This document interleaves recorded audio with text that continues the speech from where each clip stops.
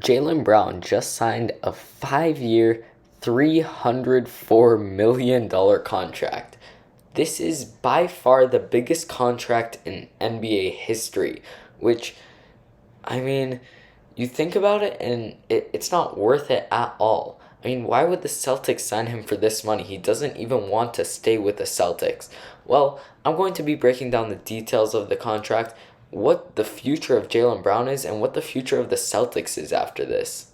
Alright, so first the details of the contract. It's Jaylen Brown going to the Celtics, signing a 5-year, $304 million, and this is just the contract extension. So his original contract is still going on. It kicks in next year.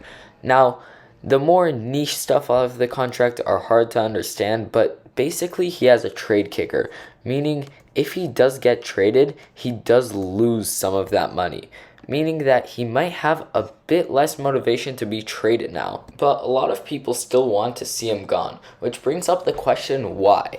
I mean, he did have an underwhelming playoff run this year, but when you really look at it in the grand scheme of things, this wasn't that bad. I mean, it was only that final game where Jason Tatum was injured anyways that he played really bad. I mean, him having 7 turnovers, yeah, that's a huge choke. But most people forget that back in the 2022 finals against the Warriors, he was the best player on the court for the Celtics. I mean, he was averaging 35 points over that entire series and 30 points that entire playoff run, showing that when he really needs to, he can step up to be the number one option. So, is the contract really worth it? No, of course not. I mean, people like Luka Doncic, people like Giannis, people like Joel, Nikola Jokic, Steph Curry, they're all being paid significantly less than Jaylen Brown. And Jaylen Brown, I wouldn't even put him in the top 10 in the league. I probably wouldn't put him top 15. He's definitely in my top 20, but he would fall around number 18, which, I mean, guys, he's just not at the level to be earning $60 million a year. But now his future with the Celtics. So, I mean, he's expressed that he wants to be out, which is really why I was shocked when they offered him such a big contract. But guys, this is honestly just so confusing because he wants to go play for a different team, and he said that he wants to go to the Houston Rockets, but at the same time signing that extension makes you think that he wants to stay. Me personally, I think that the Celtics have this year to win the NBA Finals. If they don't win the finals, Jaylen Brown will be traded in the offseason, and he's either going to request a trade or the Celtics are going to trade him. Both of them will want to part. And I don't really like that. I mean, can you guys see a Celtics team without Jaylen Brown? Let me know, but that just doesn't seem right.